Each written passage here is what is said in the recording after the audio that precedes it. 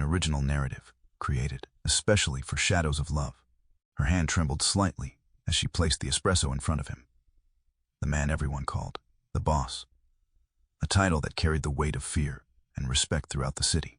Alessandro Ricci didn't thank her, didn't even look up from his phone. But when her silver bracelet caught on his sleeve, his dark eyes finally lifted to meet hers. The cafe around them seemed to fade into silence, the world narrowing to just this moment between them. A barista and a Mafia boss, standing too close in the afternoon light. Sophia had heard the whispers about him, about what happened to those who crossed his path. Yet something in her refused to look away, as if sensing her defiance. His lips curved into the ghost of a smile before he leaned forward, his voice so low only she could hear. "Don't expect love from me, little bird. I'm not capable of it." But even as he spoke the warning, his fingers lingered against hers longer than they should have, betraying the very rule he was trying to establish. The first time Alessandro Ricci walked into her cafe, Sophia didn't recognize him, while everyone else tensed. Conversations dying mid-sentence, she simply asked for his order. With the same tired smile she offered every customer at the end of a double shift. "Doppio espresso, no sugar." His voice was quiet, but carried an unmistakable authority that finally made her look up properly. Tall, impeccably dressed in a tailored charcoal suit, with features that seemed carved from stone and eyes that assessed everything with cold precision.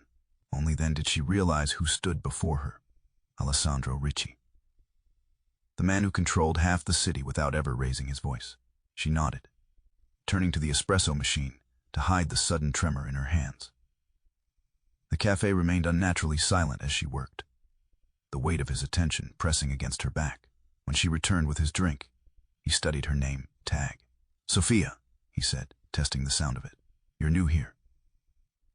6 months, she replied, meeting his gaze despite the warning looks from her co-workers. Not exactly new.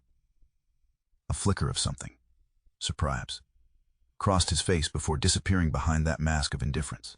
"You don't look away," he observed. "Should I?" The corner of his mouth twitched. "Most people do." "I'm not most people," she said, then added, "Your espresso will get cold."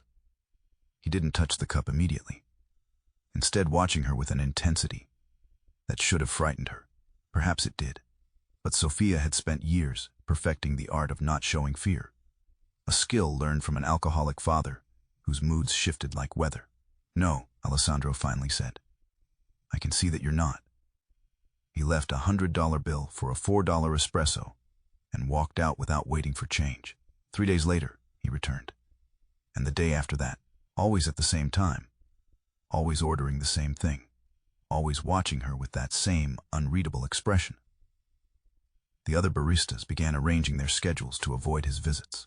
On the 7th day, she noticed the silver bracelet on her wrist had caught his attention. "It was my mother's," she explained without being asked. "Italian?" he questioned, noting the design on her side. "She died when I was 12. He nodded once, a barely perceptible movement. "My condolences." That evening after closing, Sophia realized the bracelet was gone. She searched everywhere, under counters, between cushions, in the storage room, feeling panic rise in her throat. It was the only thing of her mother's she had left. The next morning, she arrived early, determined to continue the search before opening. She was unlocking the door when a black Mercedes pulled up to the curb. Alessandro Ricci stepped out, looking even more imposing in the pale morning light. "You lost something," he said without preamble, extending his hand. On his palm lay her silver bracelet. Sophia stared, first at the bracelet, then at him. "How did you?" "One of my men found it last night, outside near the entrance." She reached for it, fingers brushing against his palm as she took it. "Thank you." He didn't release it immediately, creating a moment where they both held the delicate silver chain. "It's important to keep valuable things close, Sophia." The way he said her name, soft yet somehow commanding, sent an unexpected shiver through her. "Is that advice or a warning?" she asked. His dark eyes held hers. Both, perhaps. When he finally let go, she secured the bracelet around her wrist, aware of his gaze following the movement. "Don't expect kindness from me again," he said, his voice returning to that cool, detached tone. "I'm not in the business of returning lost items." Then why did you? For a moment, he seemed genuinely surprised by the question, or perhaps by the fact that she dared to ask it. Because it matters to you, he finally said. And that interests me. He turned to leave but paused. Don't expect love from me, little bird. I'm not capable of it. The statement was so unexpected, so strangely intimate, that Sophia found herself momentarily speechless. I don't expect anything from you, she managed to reply. I don't even know you. Something like amusement flickered in his eyes. Good, keep it that way. But fate, it seemed, had other plans. That evening, as Sophia was closing the café, a black envelope was slipped under the door. Her name was written across the front, in elegant script. Inside was a simple card. Your presence is requested tomorrow evening, 8 p.m. A car will be waiting. AR, no explanation, no details. Just a summons from a man she knew only by reputation, a reputation built on power, fear, and absolute control. Common sense told her to ignore it, to pretend she'd never received it, to stay far away from Alessandro Ricci and whatever dangerous world he inhabited. But as she traced her fingers over the embossed initials, Sophia knew she would go, not out of fear or obligation, but because of the look in his eyes when he'd returned her bracelet. That brief, unguarded moment when the mask had slipped, revealing something unexpectedly human beneath. A decision that would change everything. At precisely 8 p.m., a black car with tinted windows idled at the curb outside Sophia's apartment building. She hesitated at her window, watching the driver stand beside the open rear door, waiting. She had spent hours deciding what to wear, finally settling on a simple black dress. Elegant enough for whatever this evening might entail, but not so elaborate as to suggest she'd made too much effort. Her mother's bracelet gleamed at her wrist, a small talisman of courage. The driver didn't speak as she approached, merely nodded and closed the door behind her. Through the partition, she glimpsed his eyes in the rearview mirror, assessing her with professional detachment before pulling away from the curb.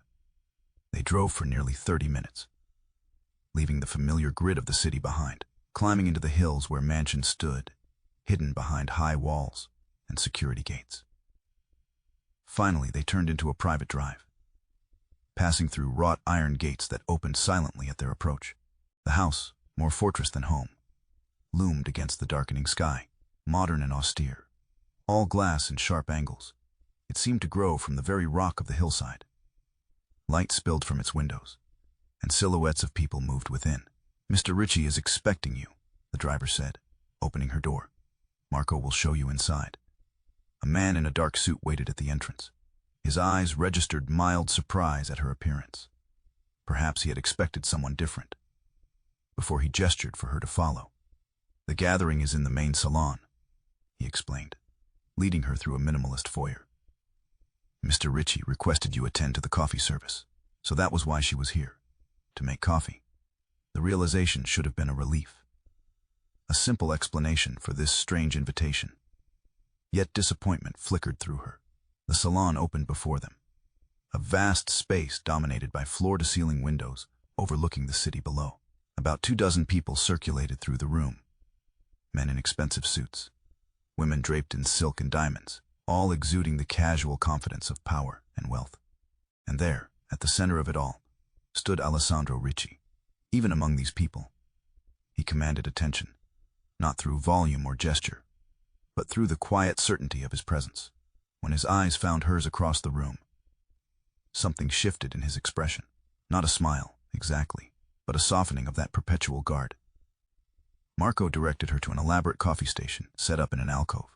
Mr. Ricci insisted on proper espresso for his guests. He said you would know what to do. For the next hour, Sophia found herself in a strange sort of performance, preparing coffee for some of the most powerful people in the city. Some barely glanced at her. Others studied her with open curiosity. She caught fragments of conversations, business deals, political maneuvers, veiled threats wrapped in pleasantries. Through it all, she felt Alessandro's awareness of her, though he rarely looked directly her way. He moved through the room with practiced ease, a word here, a handshake there, maintaining the complex web of relationships that formed the foundation of his empire. It was nearly midnight when the gathering began to disperse. As the last guest departed, Sophia started to clean the coffee station, assuming she would be dismissed soon. Leave that. She turned to find Alessandro standing behind her, his tie loosened slightly, the only concession to the lateness of the hour. Come with me. He led her through a corridor and into what appeared to be his private study. A room of dark wood and leather, walls lined with books. A fire burned in the hearth, casting warm light across the space. Drink? He asked, moving to a cabinet where crystal decanters caught the firelight. I don't usually. Tonight isn't usual, he replied, pouring amber liquid into 2 glasses. He handed one to her, his fingers brushing hers in a moment that seemed deliberate. Why am I here? She finally asked, voicing the question that had been circling her mind all evening. He studied her over the rim of his glass. I needed someone who could make proper coffee. There are professional caterers for that. Yes. He moved to the window, looking out at the city spread below like a carpet of lights. But I wanted you. The simple admission hung in the air between them. Those people, she said carefully. They're not just business associates, are they? He turned to face her, expression unreadable. What do you think you know about me, Sophia? Only what everyone knows. That you control things, that people are afraid of you. And yet you're not. I didn't say that. A ghost of a smile touched his lips. Your eyes did. He set down his glass and moved closer, close enough that she could smell his cologne. Something expensive and understated. You should be afraid. Is that what you want? For me to fear you? The question seemed to catch him off guard. For a moment, something raw and honest flashed across his features. No, he admitted quietly. But it would be safer for you. Safer than what? Instead of answering, he reached out, his fingers hovering near her face before dropping away. You should go. The car is waiting. Confusion and frustration mingled in her chest. You bring me here, surrounded by people who probably have blood on their hands, including you. Especially me, he interrupted, voice hardening. And now you're sending me away with no explanation. I shouldn't have brought you into this world at all. His jaw tightened. It was a mistake. A mistake, she repeated, the word stinging more than it should have. This life I lead, Sophia, there is no place in it for. He stopped, seeming to struggle with what he wanted to say. For what? For someone like you. His eyes met hers, and for a heartbeat, the mask slipped completely. Don't expect more than this. Don't expect love from you, she finished. Yes, you've mentioned that. He reached for her then, fingers encircling her wrist where the silver bracelet rested against her skin. The touch was gentle, yet somehow desperate. Remember what I told you about keeping valuable things close? His voice dropped to barely above a whisper. You are too valuable to be near me. Before she could respond, he stepped back, composure returning like a shield sliding into place. Good night, Sophia. It was clearly a dismissal, yet it felt like something else entirely. A warning, yes, but also a confession of something he wouldn't allow himself to name. 3 days passed with no word from Alessandro. Sophia tried to convince herself it was for the best, that whatever had begun between them was better left unfinished. She returned to her routine at the café, making espressos for ordinary people with ordinary lives, telling herself she was relieved. She was lying to herself. On the 4th morning, she arrived at her apartment door to find another black envelope. Inside was a key card and an address in the financial district, along with a brief note. Penthouse, 9 a.m. AR. She should have thrown it away, instead. At 8:55 a.m., she stood in the private elevator of one of the city's most exclusive buildings, the key card granting her access to the top floor. The elevator opened directly into a vast penthouse apartment, minimalist in design. All clean lines and monochromatic elegance, floor-to-ceiling windows, offered a panoramic view of the city and harbor beyond. Hello, she called, stepping cautiously into the silent space. No answer. On a glass table in the center of the room lay another envelope, this one sealed with dark red wax. Her name was written across it in Alessandro's now familiar handwriting. She broke the seal and read the single page inside. Sophia, I require a service that must be handled with discretion. The envelope beside this letter must be delivered personally to Vincenzo Marino at the address below. No one else. Tell him it comes directly from me. A car is waiting. The driver has been instructed to take you wherever you wish afterward.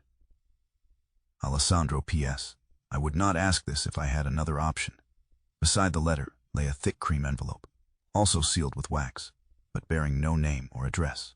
Sophia stood frozen, uncertainty washing over her.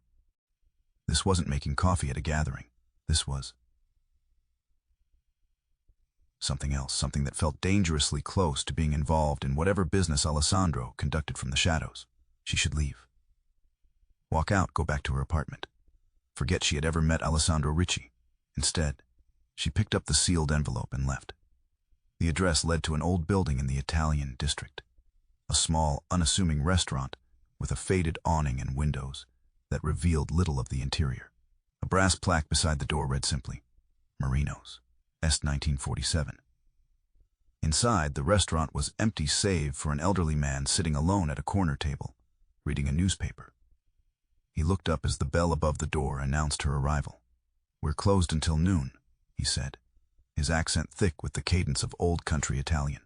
I'm looking for Vincenzo Marino, Sophia replied. I have something for him from Alessandro Ricci. The man's expression changed subtly. A flicker of surprise, followed by careful assessment. He folded his newspaper and gestured to the chair across from him. I am Vincenzo. Sit. She sat, placing the envelope on the table between them. So, studying her with shrewd eyes that missed nothing. Alessandro sends a young woman to deliver his messages now. Interesting. I'm just doing him a favor. Vincenzo's weathered face creased in a smile. Alessandro Ricci does not ask for favors, nor does he trust easily. He tapped the envelope with a gnarled finger. For you to be carrying this, you must be important to him. I'm nobody, she insisted. I make his coffee. The old man laughed, a surprisingly warm sound. My dear, I have known Alessandro since he was a boy with skinned knees and his father's ambition burning in his eyes. In all those years, I have never known him to notice who makes his coffee. He picked up the envelope, breaking the seal with practiced fingers. His expression remained neutral as he read its contents, though something in his eyes hardened momentarily before he folded the paper and tucked it into his jacket. Tell Alessandro the answer is yes, but with the conditions we discussed previously. Sophia stood to leave, but Vincenzo caught her wrist, his grip surprisingly strong for a man his age. One more thing, he said, voice lowering. Be careful. Alessandro's world is no place for innocence. I'm not as innocent as you think. The old man released her with a sad smile. That's what they all believe, until the moment they discover otherwise. Outside, the driver waited beside the car. As she approached, he opened the door. But before she could enter, a black SUV screeched to a halt beside them. Two men jumped out, faces obscured by dark glasses despite the overcast day. Inside. Now, the driver ordered, pushing Sophia toward the car. She scrambled in as the first shot rang out. The driver ducked, reaching beneath his jacket to pull out a gun. More shots followed as he returned fire, using the car door as cover. Stay down, he shouted at Sophia, who had already flattened herself across the back seat. The exchange lasted only seconds before the driver dove into the car, gunning the engine. They shot forward, tires squealing as he executed a sharp turn away from their attackers. In the side mirror, Sophia could see the men returning to their SUV, clearly intending to follow. Who are they? She gasped. Rivals, the driver replied tersely, weaving through traffic with alarming speed. They must have been watching Marino's. Call him. Call who? The boss. He tossed a phone into the back seat. Speed dial 1. With shaking fingers, Sophia pressed the button. Alessandro answered on the first ring. Report, he said, voice clipped. It's Sophia. Her voice sounded strange to her own ears, too high, too breathless. We're being followed. There was shooting. Are you hurt? The sudden intensity in his tone was startling. No, Where are you now?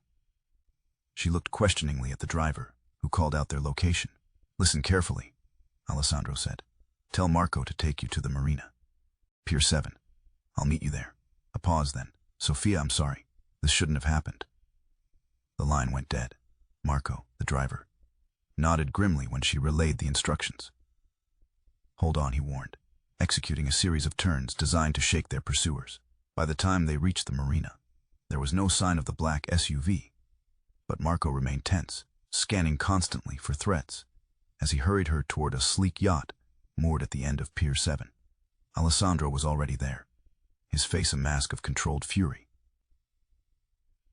When he saw her, something like relief flashed across his features before disappearing behind that familiar guard. "Get her on board," he ordered Marco, eyes still scanning the area.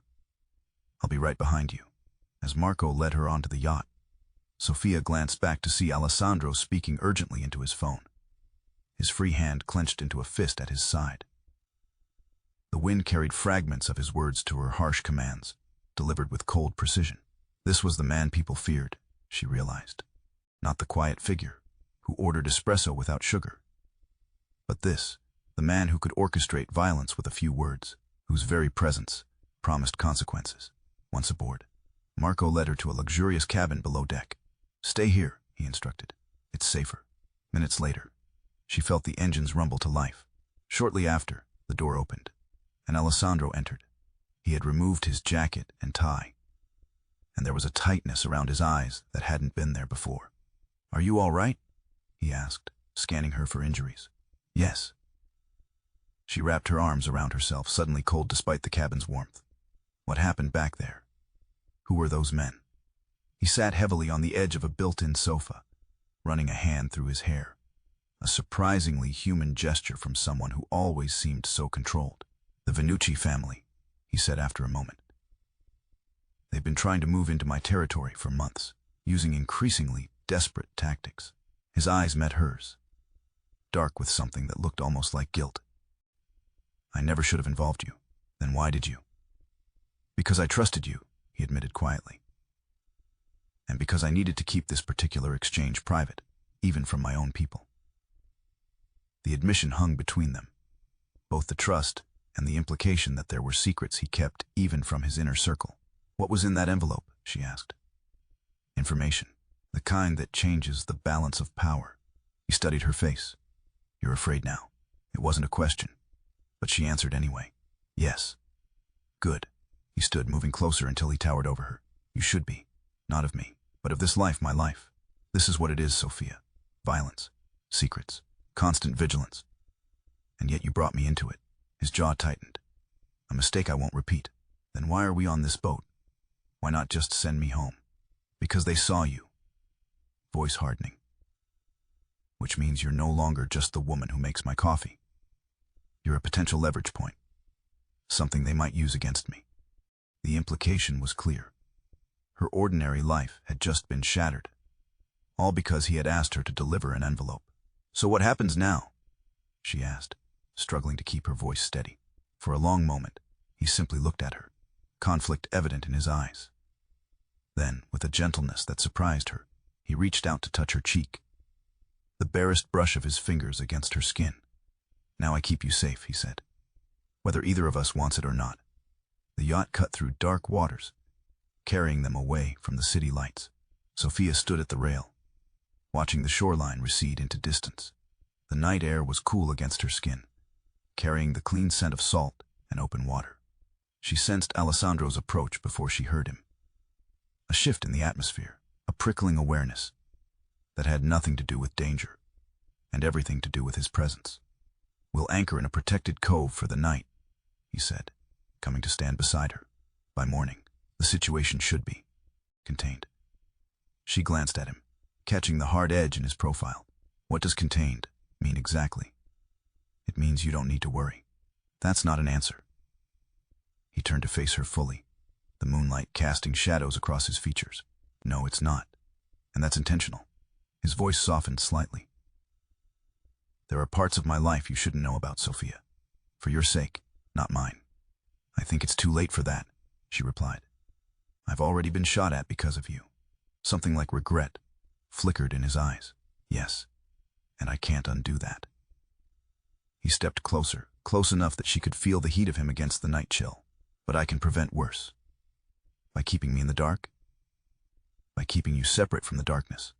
The distinction hung between them, weighted with meaning she couldn't fully grasp. Before she could respond, he reached out, his fingers finding the silver bracelet at her wrist, a gesture becoming familiar between them. "Your mother's bracelet," he murmured. "You never take it off." It reminds me of her, of who I am. His thumb traced the delicate links. And who are you, Sophia? Someone who was perfectly ordinary until you walked into my cafe. She met his gaze directly. Someone who's still trying to understand why you keep pulling me into your world, even while warning me to stay away. For a moment, he seemed genuinely at a loss for words. Then, with a suddenness that startled her, he closed the distance between them, one hand moving to cradle the back of her neck as his lips found hers. The kiss was nothing like she had imagined. And she had imagined it. In the quiet hours of the night, when honesty was easier to admit, it wasn't gentle or tentative. It was consuming, desperate, as if he'd been holding himself back for too long and could no longer maintain the restraint. She responded with equal fervor, her hands gripping the front of his shirt, anchoring herself against the dizzying sensation of finally crossing this boundary between them. When they broke apart, both breathing heavily, he rested his forehead against hers, eyes closed as if in pain. "This is why," he whispered. "This is why I keep pulling you close and pushing you away. Because I shouldn't want you, but I do. And that makes you a weakness I can't afford." Before she could process his words, he stepped back, the mask of control sliding back into place with visible effort. "I'm sorry," he said, voice hardening. "That was a mistake." The emotional whiplash left her reeling. "A mistake," she repeated, the word bitter on her tongue. "Yes." He turned away, staring out at the dark water. "I don't have the luxury of attachments. My world doesn't allow for them. That's an excuse, not a reason." He spun back to face her, anger flashing in his eyes. "You think this is a choice, that I'm rejecting you out of some arbitrary rule?" His laugh was harsh, humorless. "My father had attachments, a wife he loved, a son he cherished. It got them both killed. My mother with a bullet to the head, execution style, while I watched from a closet where she'd hidden me." The revelation struck like a physical blow. Sophia stepped back, horrified both by the information and the raw pain evident in his face. "Alessandro, don't," he cut her off. "Don't offer sympathy or understanding. Just accept the reality. There is no future where you and I end in anything but tragedy." With that, he turned and walked away, leaving her alone with the night and the weight of everything he'd revealed. Later, unable to sleep in the luxurious cabin he'd assigned her, Sophia found herself wandering the yacht. A light from the upper deck drew her attention, and she climbed the stairs to find Alessandro sitting alone, a glass of amber liquid in his hand, staring at a photograph. He didn't look up as she approached, but his shoulders tensed, acknowledging her presence. "Is that them?" she asked softly, glimpsing the image of a beautiful woman with a young boy. "Yes." He didn't move to hide the photograph. "My 8th birthday. 2 weeks before they came for my father." She sat beside him, careful to maintain distance between them. "What happened to you afterward?" "My father's consigliere, Vincenzo Marino, took me in, raised me, taught me how to survive in this world." He finally looked at her. "Taught me the cost of caring too deeply about anyone, and you believed him. I saw the proof of it with my own eyes." He set down the photograph. "Which is why this, whatever is happening between us, ends tonight. When we return to shore, you'll be taken somewhere safe until the Venucci threat is neutralized. Then you'll go back to your life, and I'll go back to mine. Just like that." "Just like that," he confirmed, though something in his eyes betrayed uncertainty. "And if I don't want that?" His expression hardened. "It's not your choice to make." "It's exactly my choice," she countered. "You don't get to decide for me what risks I'm willing to take. When it comes to my world, yes, I do." He stood abruptly. "This conversation is over." But as he moved to leave, his phone rang. The transformation was immediate, the personal conflict vanishing behind the mask of the man everyone feared. "What?" he answered sharply. And then, after listening, "When?" More silence. "No, bring her to the villa, directly to me." He ended the call, turning to Sophia with renewed intensity. "Plans have changed," he said grimly. "The Venuccis have escalated. We're returning to shore immediately." "What happened?" His hesitation was brief but noticeable. "They sent a message, one that makes it clear. They know exactly who you are to me, and what am I to you?" The question hung between them, charged with everything unsaid. "A vulnerability," he finally answered. one I can no longer pretend doesn't exist. Dawn broke over the horizon as the yacht approached a private dock nestled in a secluded cove. Beyond it, set against the backdrop of pine-covered hills, stood a Mediterranean-style villa. Smaller and warmer than Alessandro's modernist mansion in the city. "Where are we?" Sophia asked, watching as crew members prepared to dock. "Somewhere safe," Alessandro replied. He hadn't slept. The shadows beneath his eyes testified to a night spent in vigilance. "My family's old summer home. Few people know of its existence." Once ashore, they were met by a silver-haired woman with kind eyes and a no-nonsense demeanor. She greeted Alessandro with familiar affection, kissing both his cheeks before turning assessing eyes on Sophia. "Rosa," Alessandro said. "This is Sophia. She'll be staying with us for a while." Rosa's expression revealed nothing, but her nod held understanding. "The blue room is prepared. I'll have breakfast ready in 30 minutes. The villa was nothing like Sophia had expected, where his city residence was all sharp angles and calculated intimidation. This place felt lived in, almost ordinary. If one could call a seaside villa with antique furniture and original artwork ordinary. Alessandro led her to a sunlit room overlooking the water, where blue and white linens gave the space an airy tranquility at odds with the circumstances that had brought them here. "Rosa has been with my family since before I was born," he explained. "She's discreet and completely trustworthy. You'll be safe with her while I'm gone. You're leaving." Sophia couldn't keep the surprise from her voice.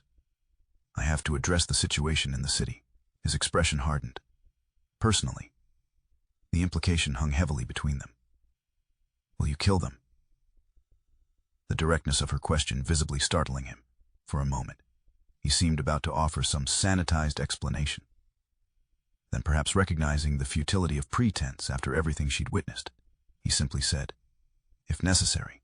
She nodded slowly, absorbing this truth about the man before her. That he could speak of taking lives with the same matter-of-fact tone. Someone else might discuss business strategy. "You're not running away," he observed, studying her reaction. "Most people would be halfway out the door by now. Would they get far?" A ghost of a smile touched his lips.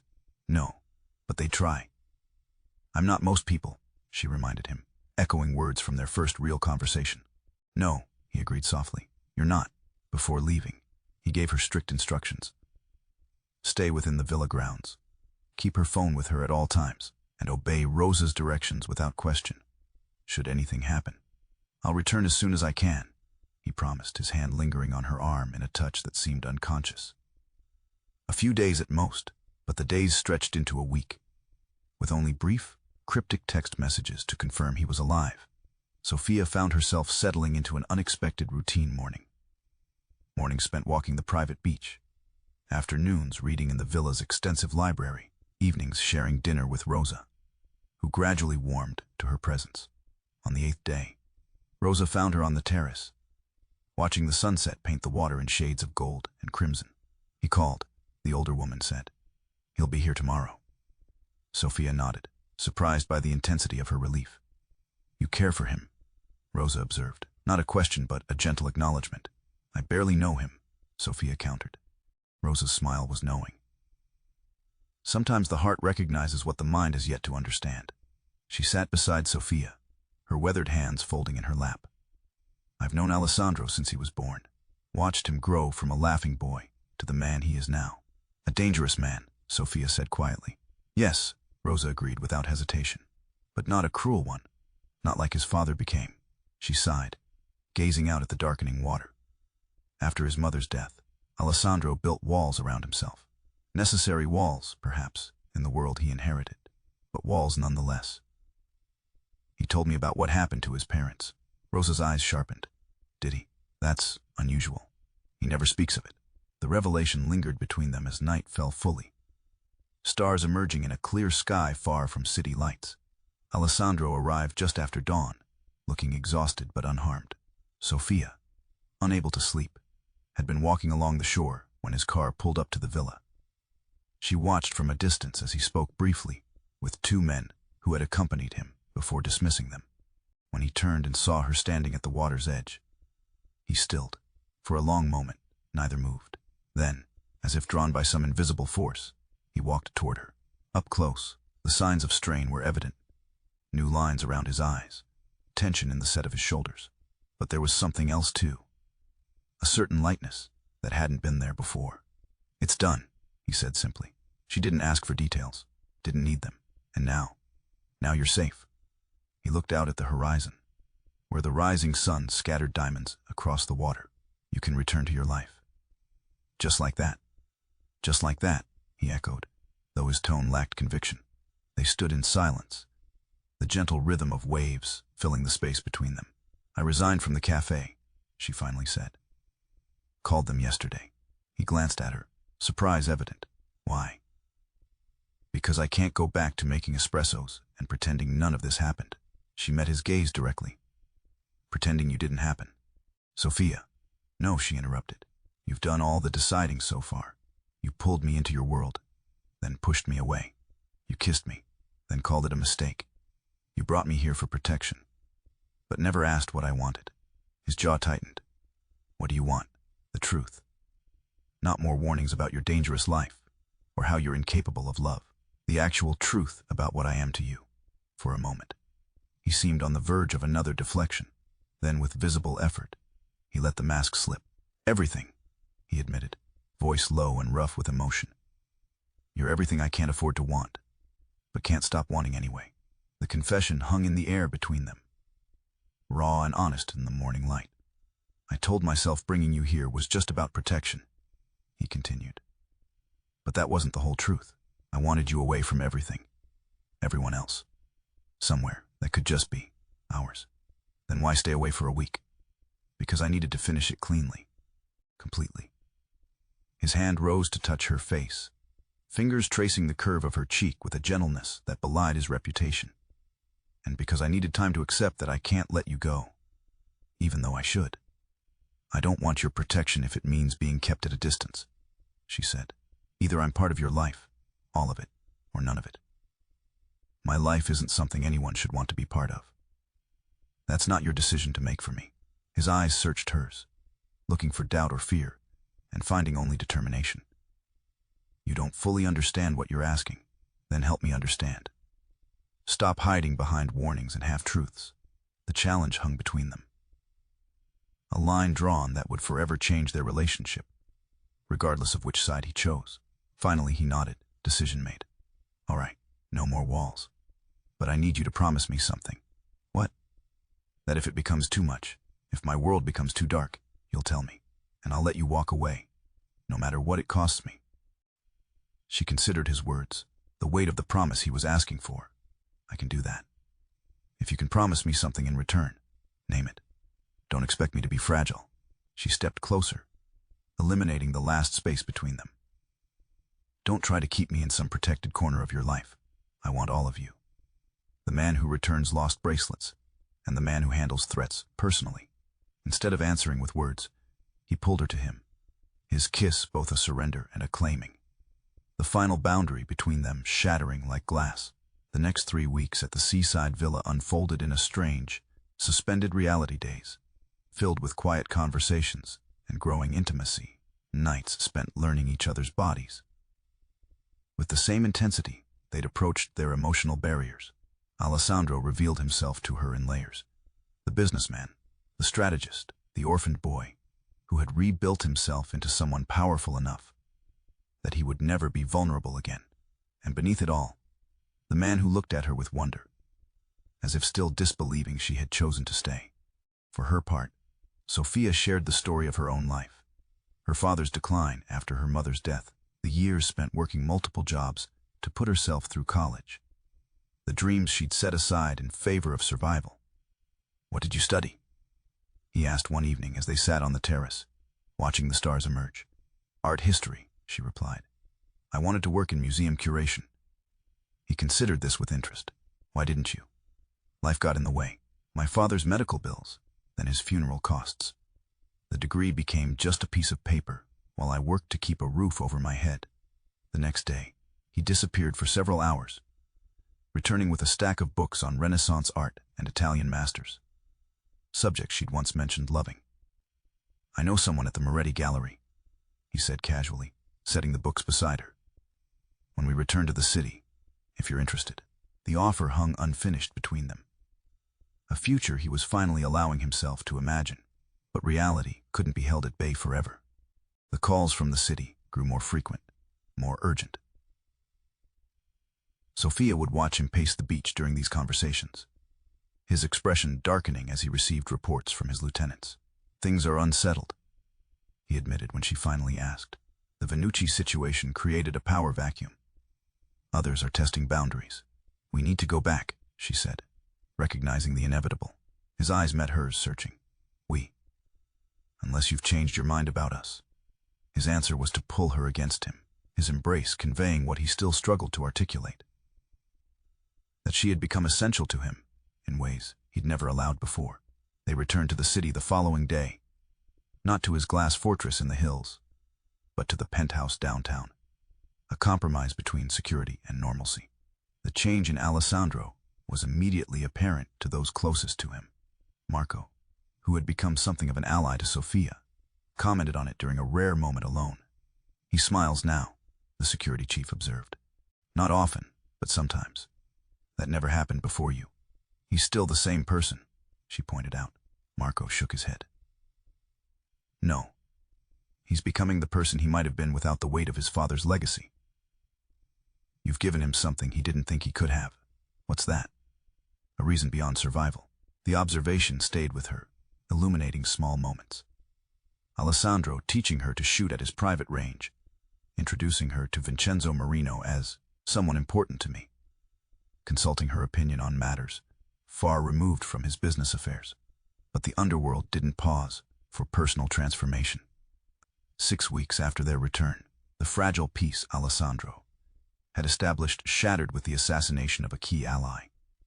A brutal message from a coalition of smaller families seeking to capitalize on the perceived weakness of his attachment to Sophia.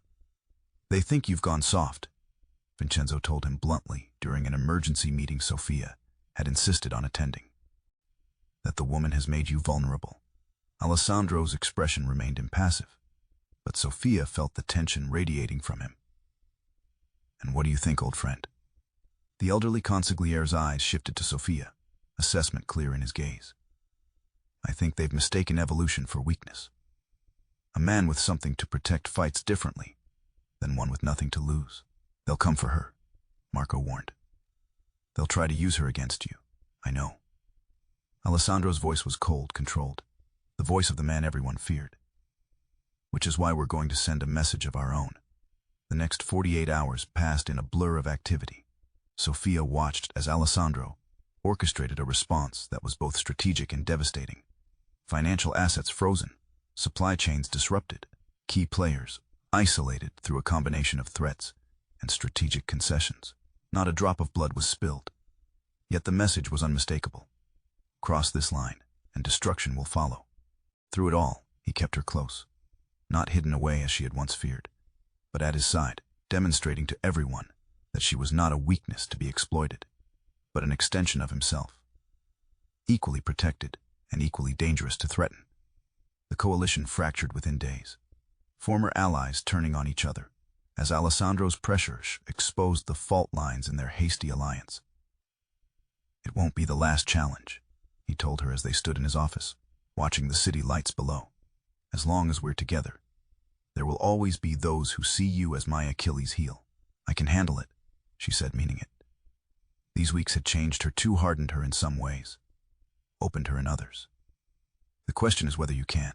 He turned to her, brow furrowed. What do you mean? I mean, this can't work if you're constantly waiting for me to be used against you.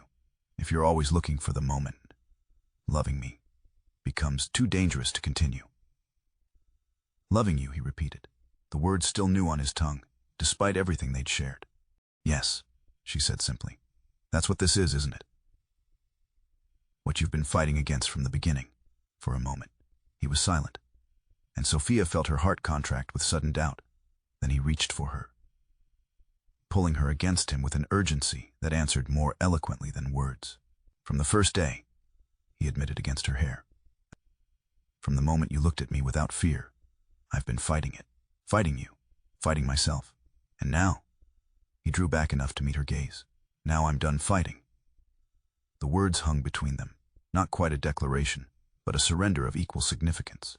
Later that night, as they lay tangled in the sheets of his bed, their bed now, he traced the silver bracelet that still circled her wrist. I want to take you to Italy, he said unexpectedly, to my mother's village. There's a small church there with a garden where she used to take me as a child. The significance of the offer wasn't lost on her. This wasn't just a trip, but an integration of their present with his carefully guarded past. I'd like that, she said softly. His fingers continued their gentle exploration, moving from her wrist to her ring finger in a gesture that seemed both deliberate and unconscious. I can't promise you an ordinary life, he said, voice low in the darkness. But I can promise that whatever life we build, it will be ours, together. She understood what he was offering, not just a future, but a partnership, not protection, but equality. Don't expect love from me, she quoted his first warning back to him, a smile in her voice. Wasn't that what you said? His answering smile held a warmth few had ever witnessed. Some rules are made to be broken. And as he pulled her closer, Sophia knew that whatever challenges lay ahead, whatever dangers his world might still hold, they would face them not as protector and protected, but as two people who had found in each other the strength to rewrite the rules they'd once lived by. Two people who had collided by chance and chosen to remain by design. Two people who had proven that even in the darkest worlds, light could still find its way in. 1 year later, Sophia stood in the garden of a small Italian church, watching Alessandro speak with the elderly priest, the same priest who had baptized him as an infant. The silver bracelet that had once been her mother's now shared her wrist with another band. This one platinum, set with a single diamond that caught the Mediterranean light. When he returned to her side, his fingers instinctively sought hers, their rings touching briefly. Ready? He asked. She nodded, thinking of the journey that had brought them here. From a café counter to this ancient village. From strangers to partners. From his warning to this promise. Always,